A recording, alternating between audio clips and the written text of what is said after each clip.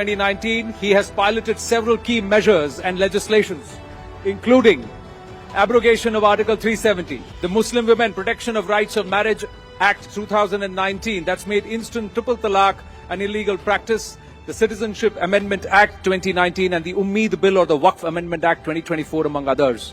Be it an overhaul of Bharat's key Nyaya Samhita, or ensuring a massive nationwide crackdown on drugs while working tirelessly towards Naxalism-free Bharat by March 2026. Jo kaha hai wo karke dikhaunga seems to be his motto. Committed to making Bharat a stronger, safer and more secure nation. He's also a history buff and a foodie. Please welcome, with greater round of applause, the Union Home Minister and Minister of Cooperation, Shri Amit Bhai Shah, in conversation with Rahul Joshi, Managing Director and Group Editor-in-Chief, Network 18, for the session titled, Make India Great Again. Over to you, Rahulji. Thank you. Amit भाई, आपका rising Bharat मंच में स्वागत है। बहुत बहुत धन्यवाद आपको इस समय निकालने का। ये हमारा फाइनल लास्ट सेशन है। सब लोग आपको सुनने के लिए आतुर हैं। पर इस बार मैं शुरुआत जरा अलग तरीके से करना चाहता हूं। कल प्रधानमंत्री जी आए थे और उन्होंने वक्फ बिल के बारे में यहां पर पहली बार बोला। तो मैं चाहता हूं कि आप एक क्लिप सुने और उसके बाद हम लोग प्रश्नोत्तर करेंगे। अलग देश का विचार सामान्य मुस्लिम परिवारों का नहीं था, बल्कि कुछ कट्टरपंथियों का था, जिसको कांग्रेस के कुछ नेताओं ने खाद पानी दिया ताकि वे सत्ता के अकेले दावेदार बन सके। साथियों, तुष्टीकरण की इस राजनीति में कांग्रेस को सत्ता मिली, कुछ कट्टरपंथी नेताओं को ताकत और दौलत मिली, लेकिन सवाल ये है, आम मुसलमान को क्या मिला? गरीब पसबंदा मुसलमान को क्या मिला?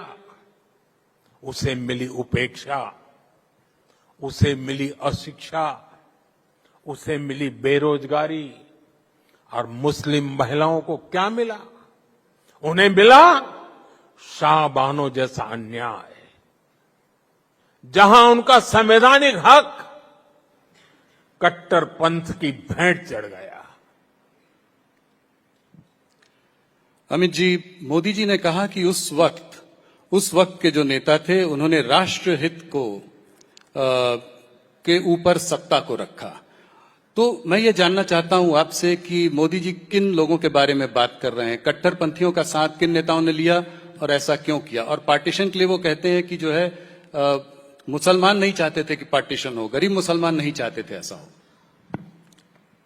नहीं, देखिए, ये तो सब जानते हैं कि जब मुस्लिम लीग चुनाव में खड़ा हुआ और दो राष्ट्र के सिद्धांत के आधार पर खड़ा हुआ, पार्टीशन के पहले जो अंतिम चुनाव हुए स्थानीय विधानसभाओं के, उसमें पाकिस्तान के हिस्से में भी मुस्लिम लीग का पराजय हुआ था। मुस्लिम जनता सच अर्थ में नहीं चाहती थी कि इस देश के टुकड़े हो। और ये बात मोदी जी ने ठीक ही कही है कि उस वक्त के कांग्रेस के नेता ही राष्ट्र के विभाजन के लिए जिम्मेदार हैं। उनकी तुष्टीकरण की नीति ही राष्ट्र के विभाजन के लिए जिम्मेदार है। और आज मैं आपके कार्यक्रम के माध्यम से मैं देश के युवाओं को विशेषकर कहना चाहता हूं, बाकी कुछ भी सहन करना, मगर तुष्टीकरण ऐसा जहरीला नासूर है जिसको देश से हमेशा के लिए युवा पीढ़ी ने उखाड़ कर फेंक देना चाहिए। जो तुष्टीकरण की राजनीति करते हैं वो देश हितों के साथ समाधान करते हैं, वो देश हित की नीतियों के साथ वोट बैंक के कारण कॉम्प्रोमाइज करते हैं और देश के अंदर ही एक नया देश बनाने का बीज बोने का काम करते हैं। मगर मोदी जी थोड़े चिंतित दिखते हैं। मैं भी कहना चाहता हूं युवाओं को कि समय बहुत निकल गया है। मोदी जी ने ही 10 साल में इस देश को जातिवाद, परिवारवाद और तुष्टीकरण से मुक्त कराकर विकास की राजनीति की ओर ले जाने का काम किया है। हमारी युवा पीढ़ी ने इसको आगे बढ़ाना हो। दल कोई भी तय करिए, दल के अंदर युवाओं को समान मौके होने चाहिए। दल की नीतियां दल के हित में नहीं बननी चाहिए, देश के हित में बननी चाहिए। और दल जातिवाद, प्रांतवाद, भाषावाद से ऊपर उठकर देश की चिंता करने वाला दल होना चाहिए। दल कोई भी चुनिए, वोट उसी को दीजिए जो दल जातिवाद, तुष्टीकरण और परिवारवाद से मुक्त हो। और यही हमारे देश के विकास का, हमारे देश के लोकतंत्र की रक्षा का सच्चा रास्ता है। कांग्रेस में उस जमाने में बहुत बड़े बड़े नेता हुए, आपने मेरे सवाल का जवाब नहीं दिया। किस नेता के बारे में बात हो रही थी? वो कौन से नेता थे जो ये कर रहे थे? नहीं, ऐसे सिंगल आउट करना तो बहुत तकलीफ होगी, मगर कांग्रेस ने बाद में प्रधानमंत्री नेहरू जी को बनाया था। तो इशारा उन्हीं की तरफ है। इशारे का सवाल नहीं है। प्रधानमंत्री तो अंततोगत वही बनता है जो फैसले करता है। हमारे सर्वोच्च नेता मोदी जी है तो मोदी जी प्रधानमंत्री बनेंगे। अब कांग्रेस ने उस वक्त नेहरू जी को बनाया था। परंतु मैं इतना सुनिश्चित रूप से कहता हूं, आज देश के युवाओं को खड़ा कर दीजिए, किसी को भी उठाकर मंच पर लाकर पूछ लीजिए, उस वक्त आप विभाजन लेते क्या? विभाजन किया नहीं गया है। कांग्रेस पार्टी के उस वक्त के नेताओं ने विभाजन को स्वीकार किया है। और ये मैं मानता हूं, इससे बड़ा देश, इससे समझौता कोई हो नहीं सकता था। अमित जी, दूसरे सवाल की ओर चलते हैं। आप कहते हैं कि वक्फ बिल लाकर आप लोगों ने मुसलमानों पर अन्याय खत्म कर दिया, और मुसलमान समुदाय ये कहता है कि उससे बड़ा कोई अन्याय ही नहीं है। देखिए राहुल जी, आप पूरे समुदाय के नाम से इतना बड़ा लोडेड स्टेटमेंट मत करिए, आपको तकलीफ आएगा। मुसलमान समुदाय ऐसा नहीं चाहता है उनके साथ अन्याय है, कुछ गिने चुने नेता चाहते हैं। मैं आपको दो चार सरल सवाल पूछता हूं जी। अभी का जो वक्फ का कानून है, इसके अंदर महिलाओं के लिए कोई कंपलसरी प्रावधान है क्या? आना चाहिए या नहीं आना चाहिए? इस देश की मुस्लिम महिलाओं को वक्फ बोर्ड और वक्फ काउंसिल में हिस्सा मिलना चाहिए या नहीं मिलना चाहिए? 80% मुस्लिम समाज पसमंदाओं का है, जो गरीब है, एक प्रकार से ओबीसी है। उनको वक्फ में प्रतिनिधित्व मिलना चाहिए या नहीं मिलना चाहिए? जी। सिया, आगा खानी, दाऊदी वोरा, मोहम्मदिया, अहमदिया, ये सारे मुसलमानों का कोई प्रतिनिधित्व नहीं है। वो भी मुसलमान है, क्यों नहीं मिलना चाहिए भाई? और कांग्रेस पार्टी तो माइनॉरिटी की बात करती है, तो माइनॉरिटी विद इन माइनॉरिटी को हम रखते हैं तो विरोध करते हैं। ये जो बिल आया है, वो बिल मुस्लिम समाज के हरेक अंग का प्रतिनिधित्व करने वाला बिल है। दूसरा, आज मैं, आपने बहस देखी ही होगी, कांग्रेस के नेता कहते थे कि क्या गलत हुआ है। मैं आज देश की जनता को टीवी 18 के कार्यक्रम के माध्यम से बताना चाहता हूं कि आजादी से लेकर 2013 तक, आजादी से लेकर 2013 तक, इस्लाम जब से भारत में आया तब से जितनी वक्फ में भूमि वक्फ घोषित की गई, वो 18 लाख एकड़ थी, जिसमें मुगलों के पहले से भी जो वक्फ हुए हैं वो सारे आ गए, क्योंकि दिल्ली में तो वक्फ सल्तनत काल में हो गया था। और 2013 का कानून आने के बाद 18 लाख एकड़ में 21 लाख एकड़ भूमि और बढ़ गई। तो यही बताता है कि 2013 के कानून में आपने ऐसी व्यवस्था करी जो न्यायपूर्ण नहीं थी। किसी की भी भूमि को आपने वक्फ घोषित कर दिया, चाहे भूमि हिंदू की थी, पूरे के पूरे गांव वक्फ घोषित हो गए जिसमें लोग रह रहे हैं। कहीं मंदिर 1500 साल पुराने मंदिर वक़्फ घोषित हो गए जहां पूजन अर्चन होता है। इस तरह से कैसे चल सकता है? और ये 2013 के पहले नहीं था।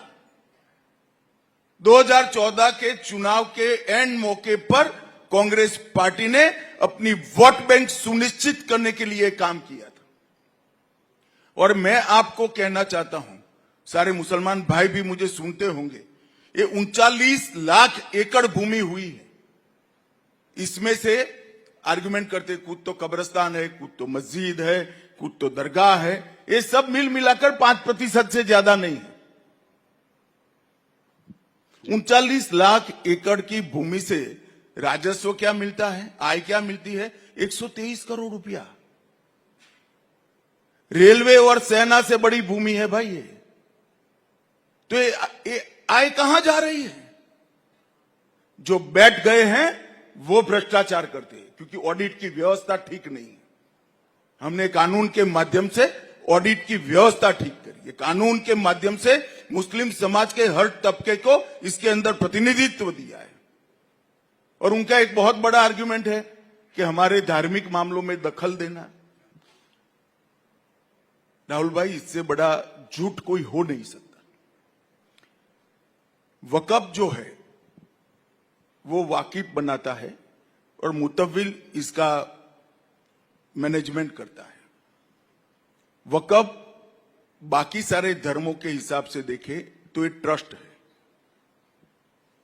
ट्रस्ट तो उसी का होता है जो वो बनाता है। वक़्फ उसी का होता है जो बनाते। इसमें कोई नॉन मुस्लिम रखने का प्रोविजन हमने नहीं किया है। पर 2 मेंबर वो तो आपने डाले हैं ना? वो वक़्फ बोर्ड में डाले हैं और वक़्फ काउंसिल में डाले। वो कहते हैं टेम्पल ट्रस्ट में। सुनो ना भाई, टेम्पल ट्रस्ट है ना जी। टेम्पल ट्रस्ट में नहीं रख सकते, वक़्फ में भी नहीं रख सकते। पर चैरिटी कमिश्नर हिंदू हो गए, कंपलसरी है क्या?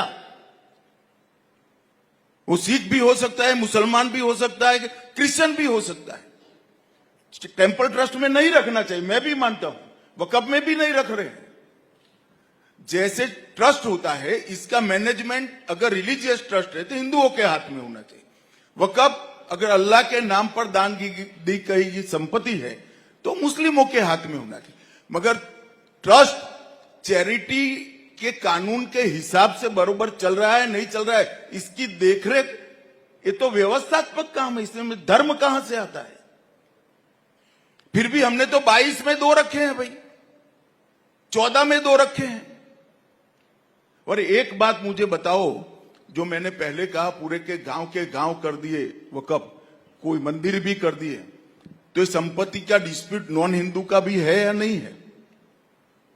जी। हुआ या नहीं हुआ? जी। तो वो पार्टी है या नहीं है? 2 हिंदू इसका पक्ष न्यूट्रलिटी से देखेंगे तो क्या बिगड़ जाएगा? क्या इस देश में हिंदुओं को इतना भी अधिकार नहीं है भाई? ये बिल्कुल खोखली बात है जो कांग्रेस ने फिर से उनके समाप्त होते हुए अस्तित्व को आधार देने के लिए अपीसमेंट की पॉलिसी। और अगर इतना ही था तो प्रियंका जी तो वोट डालने भी नहीं आई, राहुल जी ने भाषण भी नहीं कराया। अगर आपकी पार्टी की प्रमुख पॉलिसी है तो पार्लियामेंट से बड़ा मंच क्या हो सकता है? लोकतंत्र में सबसे बड़ी पंचायत है। राहुल जी वहां बोले ही नहीं। इनकी पार्टी को 50% समय दिया था हमने, 50%, और कहते हैं हमें बोलने नहीं देते। भाई आपकी पार्टी के वक्ता तो आप तय करोगे, आप बोले ही नहीं। अब हम क्या कर सकते हैं? अब चिल्लाएंगे रोड पर, हमें बोलने नहीं देते, हमें बोलने देते थे। उनकी पार्टी को जो टाइम दिया है उसमें पूरा टाइम राहुल गांधी बोल सकते थे। ना उनकी पार्टी चाहती है ना वो चाहती है। ये ऑपोजिशन पार्टीज ये भी कह रही हैं कि ये जो नैरेटिव आप बना रहे हैं, आप भी बहुत दमखम से बोले लोकसभा में, कल प्रधानमंत्री जी ने भी शानदार स्पीच दी यहाँ पे। वो कह रहे हैं ये पासमंदा मुसलमानों और महिलाओं को, गरीब मुसलमानों को अपनी तरफ वो करने का एक तरीका है, एक वोट बैंक को उनका वो करना। पर मेरा क्वेश्चन थोड़ा लार्जर है। क्या आपको लगता है कि मुसलमान भारतीय जनता पार्टी के संग कभी आएगा? क्या कोई ये ट्रस्ट बिल्ड हो पाएगा आने वाले समय में जिससे कि आपको उधर से भी कुछ वोट मिलेंगे? देखो राहुल जी, हर काम वोट के लिए नहीं करते हैं। अगर हर काम वोट के लिए होता तो हमने इतने बड़े बड़े फैसले किए, वो न कर पाते। जी। कुछ काम देश के अंदर गलत पॉलिसियों को निकालने के लिए भी करने पड़ते हैं, और वो ही कर सकते हैं जो देश का सोचते हैं। और अगर ये लोग ऐसा सोचते हैं कि हमारा ऐसा करने का उद्देश्य है कि मुस्लिम बहनें हमें वोट दे दे, पसमंदा मुसलमान हमें वोट दे दे, सिया, बोहरा, आगा खानी, मोहम्मदिया, ये सारे हमें वोट दे दे, तो आप क्यों नाराज कर रहे हो भाई? आप भी ले लो, स्वीकार कर लो इसको। वो करने की खातिर आर्गुमेंट करते हैं। उनको भी मालूम है वोट का मामला नहीं है, व्यवस्थापन का मामला है। अमित जी, जब सीएए का बिल पारित हुआ था तब उस वक्त थोड़ा हिंसा का माहौल बना था देश में। कुछ आप लोगों को कोई इस बात की चिंता है कि इस बार भी बहुत कुछ हिंसा अच्छा हो सकती? किया आप सीए निकाल दिया। मैं चाहता था कोई पूछे, कोई पूछता नहीं था। आपने पूछ ही लिया, अच्छा हो गया। भाई पूरे देश के सामने ढिंढोरा पीटा राहुल गांधी एंड कंपनी ने कि सीएए से मुसलमानों की नागरिकता चली जाएगी। अब सीएए पूर्णतया लागू होने से 2 साल हो गए। मैं राहुल गांधी को सार्वजनिक चुनौती देता हूं, एक भी मुसलमान की अगर नागरिकता गई है तो हमें बताएं। पूरे देश को कांग्रेस पार्टी ने गुमराह किया, इनके इंडी अलायंस वालों ने गुमराह किया। मुसलमानों की नागरिकता चली जाएगी, नागरिकता चली जाएगी, नागरिकता चली जाएगी, और देश में हिंसा करे। यही जिम्मेदार है हिंसा के लिए। तो इस बार नहीं लगता आपको कि ऐसा कोई डर? कुछ तो समझे होंगे।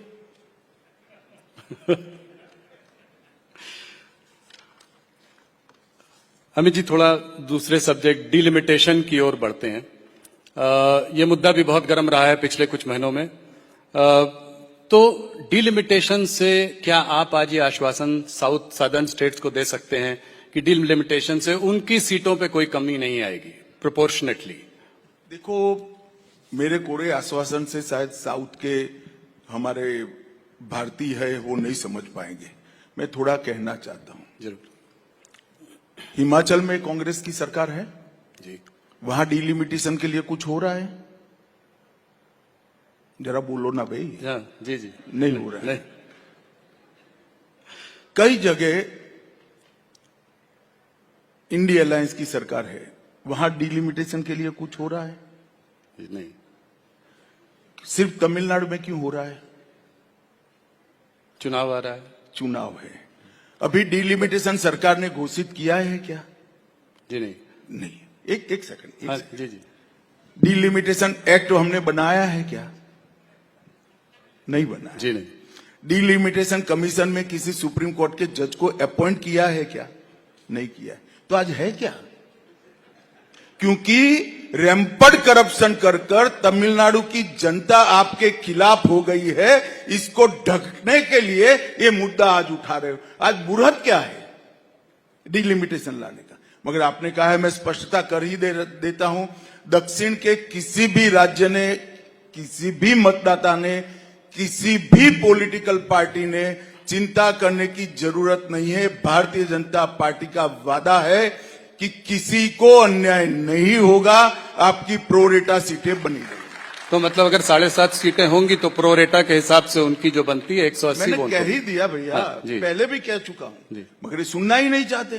जी। क्योंकि ये शोर शराबा बंद कर देते हैं तो उनको करप्शन का जवाब देना पड़ेगा, उनको परिवारवाद का जवाब देना पड़ेगा। चुनाव मुद्दे पर हो वो चाहते नहीं। तो जैसे 750 सीटें अगर हो गई तो उत्तर प्रदेश की सीटें भी बढ़ के 110 120 हो जाएंगी, तो ये बहुत बड़ा नंबर है। राहुल जी, जी। ऐसा है कि डिलिमिटेशन कमीशन का हर बार एक्ट बनाना पड़ता है। अभी तक की एक्ट का आयुष्य 25 तक था। अब नया एक्ट आएगा तो वो भी समझते हैं, हम भी समझते हैं, पार्लियामेंट में आएगा। छिप छिपा कर नहीं हो सकता। इसके पहले ऑल पार्टी कंसल्टेशन होगा, एक्ट आएगा, शायद समिति को भी जाएगा या डायरेक्ट भी होगा, तो चर्चा होगी ना। जी। अभी कुछ आया ही नहीं है और आप हो हल्ला कर रहे हो क्योंकि आपको चुनाव में मुद्दा चाहिए। मैं ये कह रहा था कि अगर उत्तर प्रदेश में इतनी ज्यादा सीटें हों तो जैसे मायावती जी एक समय कहा करती थी कि उस प्रदेश का विभाजन होना चाहिए, चार टुकड़ों में उसको बांटना चाहिए। देखिए वो वोट बैंक के लिए कर रहे हो, आप टीआरपी के लिए कर रहे हो। अभी भैया आया ही नहीं है डिलिमिटेशन, काहे को डिलिमिटेशन करते हैं। डिलिमिटेशन अमित जी तभी हो सकता है जब नया सेंसस आए, तो ये कैसे होगा, कब होगा? और इसमें कास्ट सेंसस की जो बात चल रही है, जो ऑपोजिशन की भी डिमांड है, उस पर आपका क्या विचार है? गट डिलिमिटेशन भी 2001 के जनगणना के आधार पर हुआ था, ऐसा जरूरी नहीं है, परंतु डिलिमिटेशन जब भी करना पड़ेगा किस प्रकार से करेंगे, किस जनगणना के आधार पर करेंगे और किस प्रकार से करेंगे, ये सारा एक कानून बनकर संसद में पारित होता है, तब जाकर डिलिमिटेशन की प्रक्रिया शुरू होती है, क्योंकि वो हमारे लोकतंत्र का मूल आधार है। जो लोकतंत्र को सत्ता तय करने का कॉलेजियम है, हमारी संसद है, हमारी विधायिका है, वो वहीं से चुनकर आती है। तो उनकी कॉन्स्टिट्यूएंसी का डिजाइन करना, इससे बड़ा महत्वपूर्ण कार्य लोकतंत्र में और कोई हो नहीं सकता। वो पार्लियामेंट के कानून से, और पार्लियामेंट के कानून को राष्ट्रपति महोदय के अनुमोदन के बाद ही होता है और उसमें कोई पार्टी इन्वॉल्व नहीं होती है। इसमें सुप्रीम कोर्ट के एक जज इसकी अध्यक्षता करते हैं। जी अमित जी, एक और बड़ा मुद्दा आप लोगों का रहा है वन नेशन वन पोल, काफी चर्चा भी हुई है, उसमें आपने काम बहुत किया है। ये कैसे कर पाएंगे आप? इसको पारित करने के लिए आपको 2/3 बहुमत की जरूरत है, तो और कौन सी पार्टियां जुड़ सकती हैं आपसे? इस मुद्दे को कैसे, इस कार्यकाल में इसमें हम कुछ देखेंगे क्या? देखिए भाई, आप तो ऐसा सवाल कर रहे हो, गांधी जी ने देश को आजाद करने की मांग की तो वो कोई पूछ लेगा उनको, कैसे करोगे भाई, अंग्रेजों का राज है।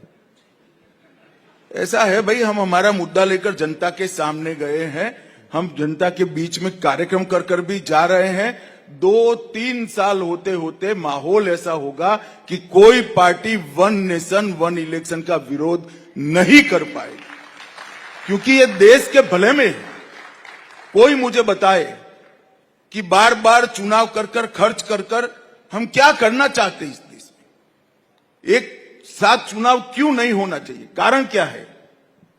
ये कहते हैं संविधान सम्मत नहीं, कोई आर्गुमेंट नहीं करता, एक वाक्य लिख कर दे दिया है, बोले रखते हैं संविधान सम्मत नहीं। कैसे संविधान सम्मत नहीं? और नहीं है तो आपने 3 चुनाव कैसे कराए?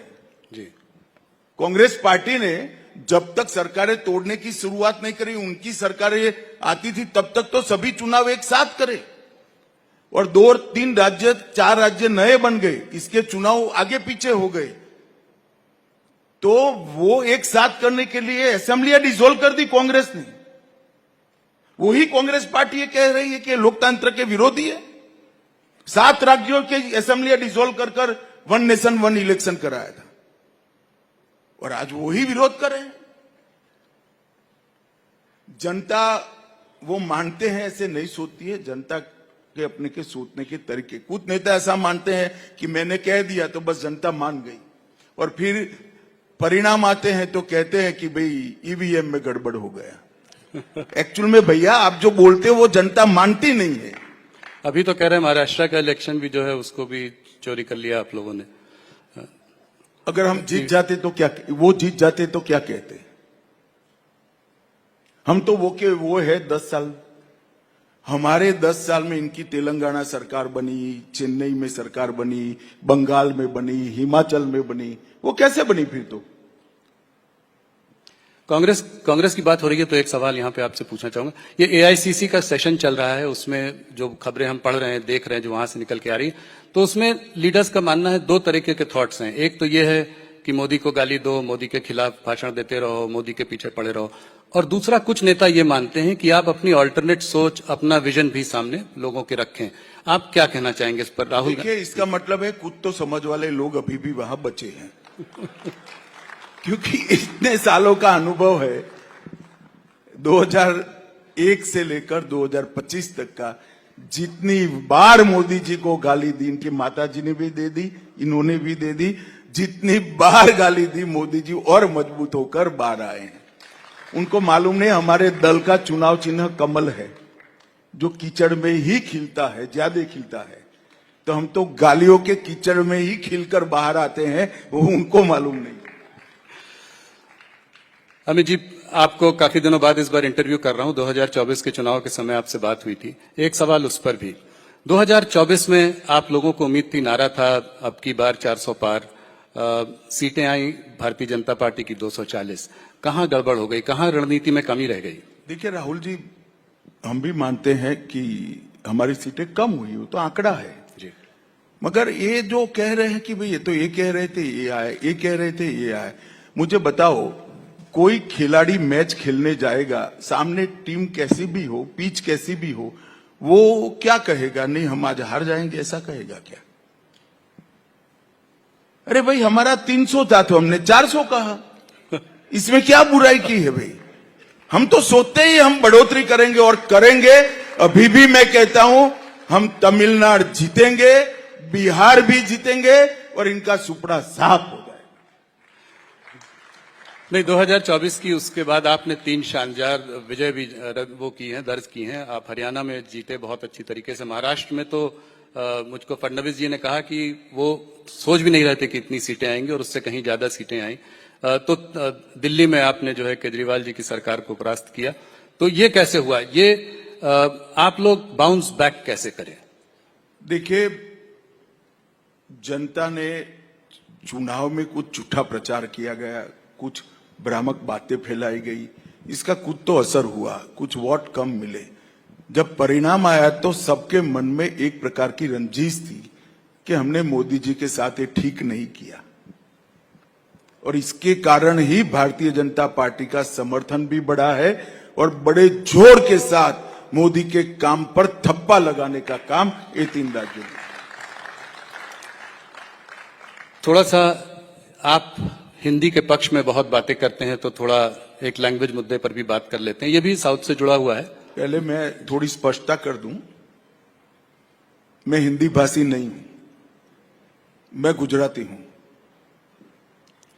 मैं हिंदी के पक्ष में बात करता हूं, ये विपक्ष का प्रचार है। मैं भारतीय भाषाओं की बात जरूर करता हूं और मैं मानता हूं कि इस देश को अपनी संस्कृति, अपने संस्कार और अपने इतिहास के साथ जुड़ना है तो देश की हर एक भाषा को जिंदा रखना पड़ेगा, और ये मेरा अकेले का नहीं, देश का हर नागरिक का दायित्व है। क्योंकि व्यक्ति अपनी मां की भाषा में ही सोच सकता है, अपनी मां की भाषा में ही व्यक्ति विश्लेषण कर सकता है, मतलब एनालिसिस करता है, तर्क कर सकता है, मतलब लॉजिक इसका डेवलप होता है। इसके आधार पर वो निर्णय लेता है और इसके आधार पर इंप्लीमेंटेशन की वो योजना बनाता है। ये पूरी प्रक्रिया मां की भाषा में ही होती है। मगर अब कुछ लोगों की भाषा यहां की नहीं है मां की, तो मैं क्या कर सकता हूं भाई? मैं तो भारत में जन्मा हूं, तो भारत की भाषाओं की बात करता हूं। ये सब निरर्थक हो अल्लाह करते हैं। मैं आपको बताता हूं कि हमारे आने से पहले, मेरा स्पष्ट मानना है, हमारे आने से पहले कांग्रेस पार्टी ने इतने सालों तक हिंदी और अंग्रेजी को सभी भाषाओं के बच्चों पर थोपा था। यूपीएससी की परीक्षा जो आईएएस आईपीएस की थी, वो अन्य भाषा में नहीं आती। 2015 में नरेंद्र मोदी ने निर्णय किया कि आप तमिल में भी पेपर दे सकते हो, गुजराती में भी दे सकते हो, मराठी में भी दे सकते हो, मलयाली में भी दे सकते हो। 2020 तक सीएपीएफ की जो भर्ती होती है, इनका पेपर सिर्फ हिंदी और अंग्रेजी में लिखा जाता था, आज 13 भाषाओं में लिखा जाता है। हमने तो तमिल की एंट्री की है, गुजराती की एंट्री की है, मराठी बंगाली की एंट्री भारतीय जनता पार्टी ने की, आपने अंग्रेजी पर छोड़ दिया था। इनके समय के अंदर लोकल स्टेशनों पर लोकल भाषा में अनाउंसमेंट भी नहीं होते थे, वो भी हमने किए। इनके समय में मेडिकल और इंजीनियरिंग कंपलसरी अंग्रेजी में ही पढ़नी पड़ती थी, हमने उसको स्थानीय भाषा में एंट्री करा दी और आज मध्य प्रदेश में हो चुका है, उत्तर प्रदेश आगे बढ़ चुका है, राजस्थान आगे बढ़ चुका है। पूरे के पूरे मेडिकल के कोर्स हिंदी में अनुवादित हो गए। 13 भाषा में इंजीनियरिंग पढ़ाने की व्यवस्था 2026 के पहले हम कर देंगे। तो डीएमके का ये कहना हिंदी, हिंदू, हिंदुस्तान, ये गलत है कि आप लोग? नहीं भाई, मैं देखो, अभी मोदी जी गए थे, उन्होंने बहुत अच्छे तरीके से किया कि एक भी डीएमके नेता का सिग्नेचर तमिल में हो तो बताओ मुझे। अंग्रेजी में करते हैं। हमारे राज्यों ने तो अपनी भाषा में मेडिकल इंजीनियरिंग के कोर्स का अनुवाद कर दिया है, वो तमिल में शुरू भी नहीं करते हैं जी। और वो तमिल की बात कर रहे हैं। एक गर्म मुद्दा जो कि सिर्फ भारत का ही मुद्दा नहीं है, पूरे विश्व भर का मुद्दा है, वो है टैरिफ का मुद्दा। तो ये जो टैरिफ वॉर चल रहा है इस वक्त, उसका भारत पर क्या असर होगा, आप ये जरा सा समझाएं। देखिए, असर का आकलन करने के लिए बहुत जल्दबाजी होगी। सिर्फ अकेले भारत पर टैरिफ नहीं डाला गया है, ढेर सारे देशों पर डाला गया है। हमारे कितने ऑप्शन खुलेंगे, अमेरिका में भी हमसे ज्यादा हमारे स्पर्धक है, वो देशों पर टैरिफ डाला गया है। तो इसका असर क्या होगा? हो सकता है कि हमारा सामान ज्यादा भी जा सकता है, कई सारे देशों में हमारे सामान जाने की व्यवस्था भी होगी। बहुत कॉम्प्लेक्स मसला है, इसमें इतनी जल्दबाजी में इसका असर का आकलन किसी को नहीं करना चाहिए। पैनिक एक जो आ रहा है, आपको लगता है कि भारत में कोई ऐसा पैनिक का कोई वो? नहीं, मुझे लगता है कि देश की जनता ऐसे पैनिक में कभी आती नहीं है। ये थोड़ा मीडियाबाजी होती है तो असर तो होता है, असर नहीं होता है ऐसा नहीं, मगर धीरे धीरे संभल जाएगा। अमित जी, सब लोग जानना चाहते हैं, मेरे कुछ कॉलीग्स ने भी बोला है कि आपसे जरूर पूछूं कि भारतीय जनता पार्टी का अगला अध्यक्ष कौन होगा। बहुत दिनों से चर्चा चल रही है, सुर्खियों में भी है, मगर कोई नाम निकल कर नहीं आ रहा है। अभी तक तय नहीं हुआ है। बिल्कुल तय नहीं हुआ, तो कितना समय लगेगा? आपकी मुस्कुराहट से मुझे लग रहा है कि कुछ नहीं बता रहे, नहीं कुछ हुआ छुपा रहे हैं। भाई, 13 करोड़ के मेंबरशिप के पार्टी का अध्यक्ष छिपा नहीं रह सकता ना, तय होगा उसी दिन सार्वजनिक हो जाएगा। वो पर्चा भरेंगे तो तुरंत ही नाम घोषित हो जाएगा। तो समय क्यों लग रहा है अभी तक? तो जी, समय लग रहा है। जी।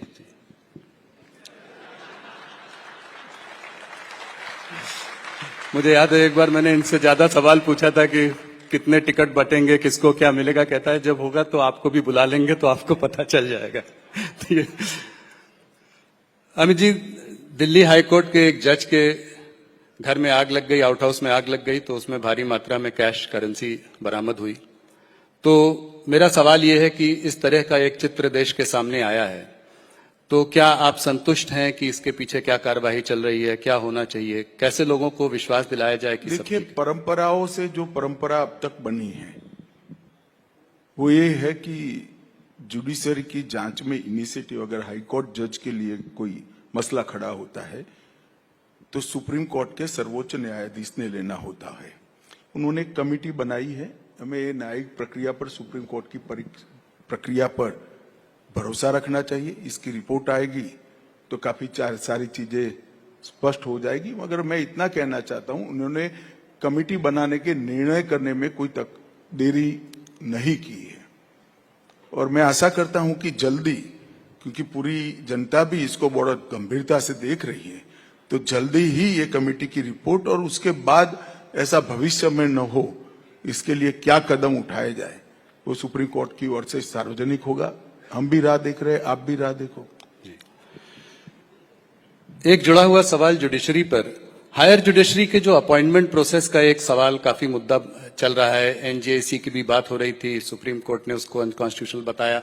इस पर आपका व्यक्तिगत क्या मत है? देखिए, मेरा व्यक्तिगत कोई मत नहीं हो सकता, क्योंकि मैं एक पार्टी से बंधा हुआ व्यक्ति हूं। मेरा कोई व्यक्तिगत मत नहीं होता है। मेरा मत व्यक्तिगत मैं पार्टी में रख सकता हूं। पार्टी एक निर्णय पर पहुंचती है, फिर पार्टी का मत मेरा मत होता है। इसी तरह से सरकार में भी मेरा कोई व्यक्तिगत मत नहीं होता है।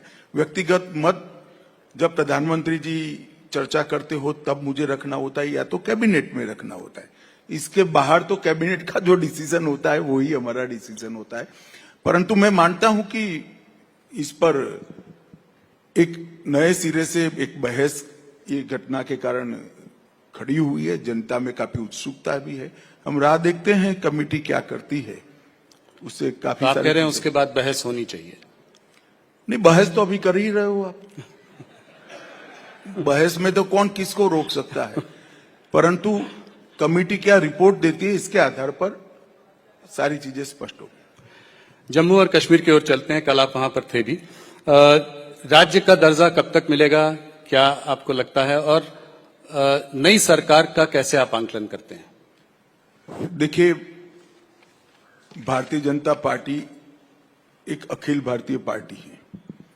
हमने भारत में दो नेताओं के नेतृत्व में सरकार बनाई, एक अटल जी के नेतृत्व में बनाई और एक लंबे समय के लिए लगातार तीसरी बार मोदी जी के नेतृत्व में बनाई।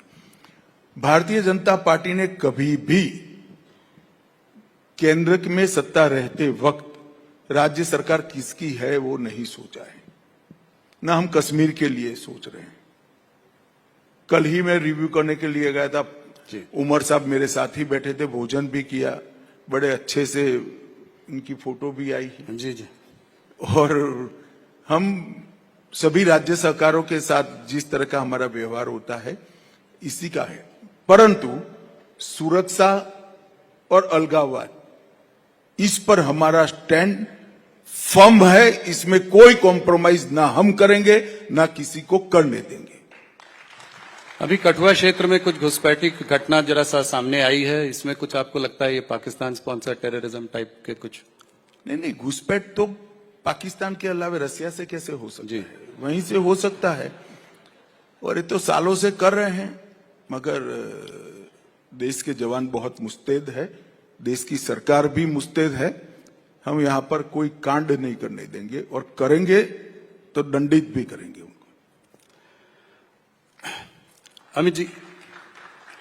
अमित जी थोड़ा इलीगल माइग्रेशन की ओर चलते हैं। ये मुद्दा जो है आपने भी कई बार उठाया है, खासकर बांग्लादेश में जहां तख्ता पलट होने के बाद से ये बढ़ा है, तो इस पर क्या कदम उठाएंगे कि ऐसा ना हो? इसको हम कैसे टैकल करेंगे? देखिए, सबसे पहले तो मैं इसके लिए बंगाल की जनता को विनती करना चाहता हूं, आने वाले चुनाव में भारतीय जनता पार्टी की सरकार बना दीजिए, ये समस्या वहीं से समाप्त हो जाए। इसलिए क्योंकि ममता जी हम पर आरोप लगाती हैं कि भाई बीएसएफ बॉर्डर को देख रही है और आप कैसे घुसपैठ हो रही है, और बंगाल से दिल्ली तक, बंगाल से जम्मू तक कैसे पहुंच जाते, भारत सरकार क्या कर रही है। पूरे देश को मालूम है कि बॉर्डर पर फेंसिंग करने के बाद भी लगभग 250 किलोमीटर बॉर्डर ऐसी है जहां फेंसिंग हो ही नहीं सकती। नाले हैं, बड़ी बड़ी नदियां हैं, विकट भौगोलिक परिस्थिति है, और 400 किलोमीटर बॉर्डर ऐसी है जहां पर बंगाल सरकार हमें फेंसिंग करने के लिए भूमि नहीं दे रही। अब जिस बॉर्डर में 600 किलोमीटर खुला रह जाए वहां घुसपैठ का रोकना बहुत दिक्कत होता है। मूसलाधार बारिश में, ठंड में, गर्मी में नदियों के नाले खुले हैं, वहीं से आते हैं, न जाने घने जंगलों से। परंतु मैं एक छोटा सा सवाल देश की जनता के सामने, सवाल और स्पष्टता दोनों रखता हूं। वो आग तो गए देश में, चाहे रोहिंग्या हो चाहे बांग्लादेशी हो, उनका वोटर कार्ड कहां बन रहा है जिसको लेकर वो पूरे देश भर में उत्तराखंड तक और कश्मीर तक ट्रैवल करते हैं। वो सारा वोटर कार्ड बंगाल के 24 परगना जिले से ही बनता है। हजारों पकड़े गए बांग्लादेशियों के पास से जो दस्तावेज मिलता है, जिला भी नहीं बदलते, इतना बेखौफ हो गए। सभी के फर्जी वोटर कार्ड, फर्जी आधार कार्ड, वो 24 परगना जिले के। और अब मैं ममता जी को पूछना चाहता हूं, किसकी जिम्मेदारी है? कोई विदेश से आता है, घुस गया, चलिए, इसकी जिम्मेदारी जनता तय करेगी। मगर घुस कर गांव में आया, क्या पटवारी को मालूम नहीं पड़ेगा कि गांव में 25 लोग नए आ गए हैं? क्या पुलिस वाले को मालूम नहीं पड़ेगा? कौन इनका आधार कार्ड बना रहा है, कौन उसका वोटर कार्ड? और वो कहती है आधार कार्ड भारत सरकार की एजेंसी अंततोगत्वा कलेक्टर होता है जो आपके अधीन है। इलेक्शन कमीशन की भी एजेंसी तो कलेक्टर ही होता है जो आपके अधीन है। परंतु ये सब इंडिया अलायंस की पार्टियों को उसमें अपना वोट बैंक दिखाई पड़ता है। तो इसका समाधान अब आसाम से क्यों बंद हो गया? जी, देखो भाई, समाधान तो हम जरूर ढूंढेंगे, मगर मैं तो इस मंच का उपयोग कर कर बंगाल की जनता को कहता हूं, इसका एक सरल समाधान है। इस बार कमल फूल की सरकार बना दीजिए, अपने आप समाधान आ जाएगा। क्या लगता है अगले चुनाव में भारतीय जनता पार्टी की सरकार बनेगी?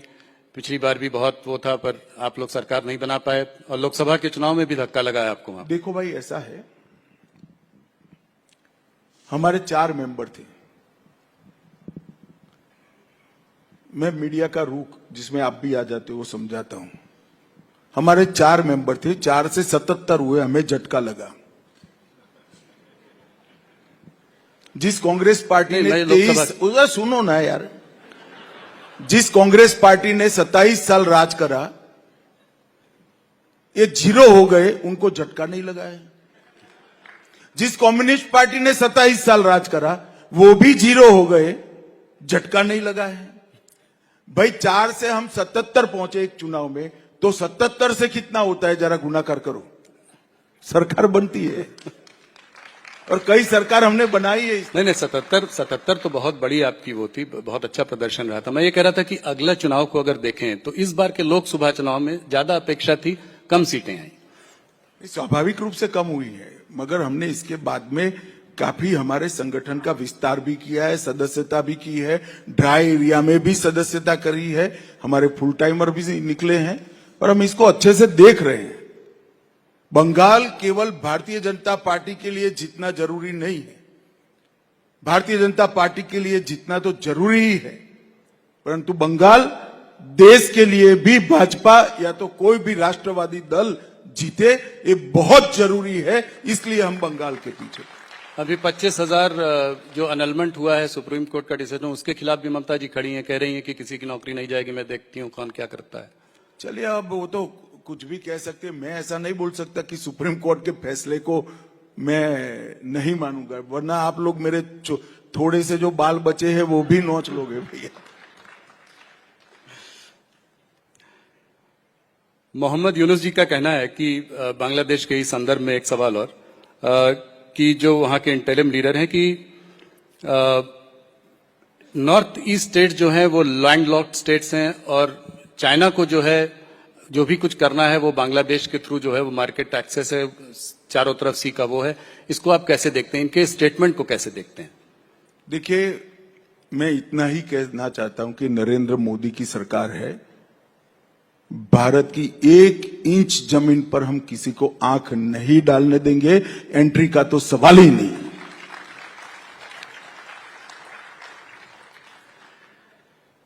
आपने हरदम, मैंने आपसे ये सवाल 2-3 बार पूछा है, फिर से पूछता हूं क्योंकि नया कार्यकाल है, इस तीसरे कार्यकाल में पाकिस्तान ऑक्यूपाइड कश्मीर पीओके के बारे में, इस पर क्या इस थर्ड उस पे? देखिए, भारत का स्टैंड बड़ा रुख है जी, स्पष्ट है, और सालों से है कि पाक ऑक्यूपाई कश्मीर हमारा है, और जहां तक कब आएगा इसका सवाल है, तो इतना तो तुम भी समझते हो राहुल, मैं सार्वजनिक मंच पर इसकी तिथि न बता सकता हूं, ना योजना बना सकता, मगर हर भारत सरकार का दायित्व है कि पाक ऑक्यूपाई कश्मीर हमारा है। वो हमारा सिर्फ क्लेम नहीं है, हमारी बिलीफ है, और ऐतिहासिक डॉक्यूमेंट भी है, और हमारा लीगल केस भी मजबूत है। पाकिस्तान कहता है कि जो बलूचिस्तान में अटैक हो रहे हैं उसके पीछे इंडिया का हाथ है, इसको कैसे आप देखते हैं? चलिए, अब उनसे संभल नहीं पड़ता, वो तो कुछ न कुछ कहेंगे, वहां की जनता को क्या करेंगे, मगर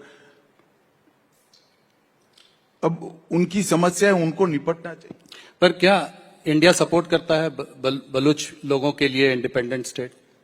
हमारी इंडिया के सपोर्ट का सवाल ही नहीं होता। उनके यहां जिस प्रकार से शासन चल रहा है, इसके कारण कुछ प्रांतों में असंतोष है, इसको हम रिपेयर नहीं कर सकते। नेपाल में जो है, नेपाल में इस वक्त हिंदू राष्ट्र की जो है एक मांग है, इस मांग को आप कैसे देखते हैं? अब वहां पर भी डेमोक्रेसी है, सब लोग अपनी अपनी मांगे करते हैं। चाइना का स्टैंड जो है इधर कुछ सॉफन होता हुआ आपको दिख रहा है, हम लोग देख रहे हैं कि बातचीत बढ़ रही है, क्या चाइना से इन्वेस्टमेंट्स आने की कोई उम्मीद है? देखो, मैं मीडिया का आदमी नहीं हूं जी, एक स्टेटमेंट से देशों के रुख तय नहीं होते हैं, बहुत सारे हमारे मुद्दे हैं, सकारात्मक समाधान निकलता है तो अच्छी बात है। तब तहव्वुर राणा का जो है एक्स्ट्राडिशन जो है हो रहा है, वो कुछ दिनों में यहाँ आ जाएंगे। क्या डेविड हेडली के लिए भी हम ये वो करेंगे? कुछ उम्मीद है कि वो भी? देखिए, मोदी सरकार का प्रयास है कि जिन लोगों ने भी भारत की जमीन, भारत का सम्मान और भारत के नागरिकों के साथ दुर्व्यवहार भी किया है, वो हमारे कानून के जद में लाना चाहिए। और मैं मानता हूं तब राणा की यहां वापिस आना, ये मोदी सरकार की कूटनीति का बहुत बड़ी सफलता है जी। तो क्योंकि जिनके समय में जब बम धमाके हुए वो तो ला नहीं पाए, मगर आज वो वापिस आएगा, हमारी अदालत के सामने पेश होगा, हमारे संविधान के तहत उसको सजा होगी। ये देश के लिए बहुत बड़ी उपलब्धि है। अमित जी, आपने नक्सलिज्म पे बड़ा बयान दिया है, इसका रोड मैप क्या है, कैसे खत्म होगा पूरा? आपने एक टाइम फ्रेम भी दिया है, थोड़ा सा अगर हमारे दर्शकों को बताएं। देखिए, नक्सलिज्म अब 120 जिलों के आसपास था, घटते घटते घटते अब 12 जिलों तक सिमट कर रह गया है। एक जमाने में स्वप्न देखते थे पशुपति टू तिरुपति का, वो सपना उनका चूर चूर हो गया है। बिहार मुक्त हो गया, झारखंड मुक्त हो गया, महाराष्ट्र ऑलमोस्ट मुक्त हो गया, कुछ तहसील बच गई है, मध्य प्रदेश ऑलमोस्ट मुक्त हो गया, कुछ तहसील बची है, तेलंगाना मुक्त हो गया, आंध्र प्रदेश मुक्त हो गया, उड़ीसा मुक्त हो गया, केरल मुक्त हो गया है, कर्नाटक मुक्त हो गया है। अब कुछ जिले और कुछ तहसीलें बची है, और ये थोड़ा लेट भी इसलिए हुआ है कि बीच में 5 साल कांग्रेस पार्टी की सरकार आ गई। मैं जब कहता हूं तब कांग्रेस पार्टी वाले मुझ पर बड़ा आरोप लगाते हैं कि आप नक्सल के खिलाफ की लड़ाई में पक्षापक्षी करते हैं, मगर मैं आंकड़ा देना चाहता हूं जी। 24 में हमारी सरकार बनी छत्तीसगढ़ में, 24 से अब तक 25 में टोटल 436 नक्सली मारे गए, 1364 गिरफ्तार किए गए और 1400 सरेंडर हुए। 15 साल का टोटल ये नहीं है। छत्तीसगढ़ में हमने सुरक्षा वैक्यूम को समाप्त कर दिया है। विगत 5 सालों में लगभग 380 कैंप बनाए हैं और सीआरपीएफ के जवान, आईटीबीपी के जवान, बीएसएफ के जवान और छत्तीसगढ़ पुलिस घने जंगलों में, एक प्रकार से इसके लिए शब्द उपयोग करना है तो घोर तपस्या कर कर इनके पीछे लगे हैं और उनके उन्मूलन में लगे हैं। फिर भी मैं तो आज के कार्यक्रम से माध्यम से कहना चाहता हूं, कई लोगों ने सरेंडर किया है, जिनके हाथ में हथियार डाले, मेन स्ट्रीम में आए और अपना जीवन अच्छे से बिताए। उत्तर पूर्व में भी 10,000 लोगों ने सरेंडर किया है, 20 समझौते हमने किए हैं और उत्तर पूर्व में कमोबेश टेररिज्म समाप्त हो चुका है। परंतु एक बात निश्चित है कि 31 मार्च 2026 इस देश में नक्सल हिंसा पाश बन जाएगी। ये हमारी सरकार का बहुत फर्म निर्णय है कि हम नक्सल से मुक्त भारत बनाएं। मतलब 1 साल में। अमित जी, भारत के अंदर खालिस्तान की एक्टिविटीज कुछ बढ़ रही हैं क्या? आपका क्या वो है? और पंजाब की सरकार जो है वो कितनी सक्षम है इसको कंट्रोल करने में आप लोगों के साथ मिलकर? देखिए, पंजाब सरकार की प्राथमिक जिम्मेदारी है जी, मगर भारत सरकार की भी जिम्मेदारी है। कोई भी किसी भी नाम से अगर देश को तोड़ने की बात करता है तो हम जरा भी सहन नहीं कर सकते और उसको बिल्कुल सख्ती के साथ दबाने का काम भारतीय जनता पार्टी की सरकार करेगी। पंजाब में क्या लगता है आपको, अगले चुनाव में भारतीय जनता पार्टी का क्या भूमिका रहेगी? क्या आप अकाली दल के साथ लड़ेंगे? ऐसा कहते हैं कि सृष्टि की रचना ब्रह्मा जी ने करी है, पंजाब के अगले चुनाव का आकलन तो ब्रह्मा जी भी नहीं कर पाएंगे भैया। ऐसा मैच होकर पड़ा है। मगर मुझे आशा है कि चुनाव आते आते पंजाब की जनता एक अच्छे निर्णय की तरफ पहुंचेगी और एक पूर्ण बहुमत की सरकार कोई न कोई जरूर बनाएगी। मणिपुर में आप जो है दोनों कम्युनिटीज के बीच बातचीत का माहौल एक बना रहे हैं, कब तक प्रेसिडेंट्स रूल रहेगा? कैसे कब देखिए, प्रेसिडेंट रूल पूर्णतया नहीं लगाया गया। अभी हमने असेंबली को सुषुप्त अवस्था में रखा है। जी।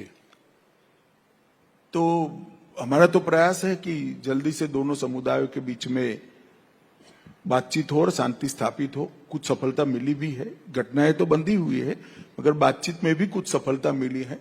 परंतु मुझे लगता है कि 2-3 दौर की बाढ़ और होगी।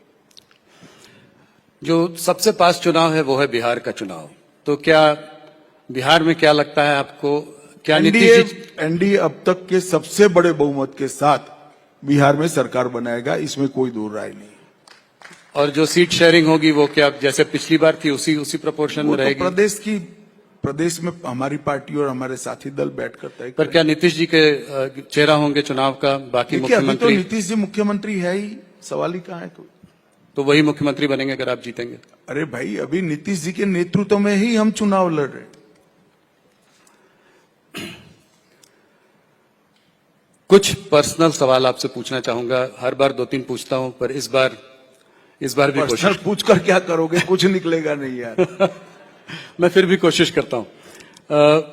मैंने सुना है कि आपका जब जन्म हुआ था तो आपका शरद पूनम के दिन जन्म हुआ था, तो बहुत दिनों तक आपको पूनम भाई के नाम से भी लोग जानते हैं, और आपके नामकरण में बहुत देरी भी हुई थी। इसकी क्या वजह थी, कुछ बताइए। नहीं, मेरी बुआ ने मन्नत मानी थी कि 5 साल का हूंगा तब नाम तय किया जाएगा। चूंकि मैं पूनम के दिन जन्मा था तो सब पूनम कहते थे। इसमें कोई बड़ा रहस्य नहीं है भाई, हर एक बच्चे के साथ गांव में होता है। एक कहानी जो मैंने आपसे भी सुनी है थोड़ी बहुत, कि जब आप 11 वर्ष के थे तो आपको आपके घर वाले चाहते थे कि आप यूएस चले जाएं, तो आप घर छोड़कर भाग गए। छोड़ो, मैं भारत छोड़कर कहीं नहीं जाने वाला, यहीं रहूंगा, यहीं लड़ूंगा और यहीं जीऊंगा। अगले साल मोदी जी के गवर्नेंस में करीब 25 साल पूरे हो जाएंगे, और आपने उनके संग बहुत क्लोजली बहुत समय तक काम किया है। इस केमिस्ट्री के बारे में कुछ बताएं। किस तरीके से ये जोड़ी इतने साल से साथ में काम कर रही है? आप एक दूसरे को कैसे कॉम्प्लीमेंट करते हैं? देखिए,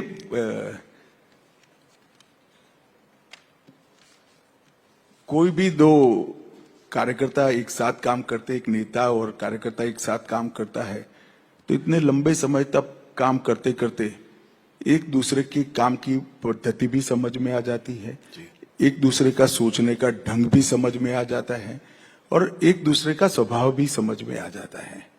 अंततोगत्वा तो चाहे मोदी जी हो चाहे मैं हूं, हमें हमारी आइडियोलॉजी के अनुरूप काम करना है। तो हमारी आइडियोलॉजी है, वो हमारी गाइडलाइन है, इसीलिए कभी मतभेद पैदा नहीं होते हैं।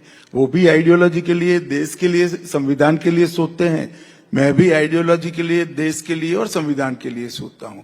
तो मतभेद होने का कोई सवाल ही पैदा नहीं होता।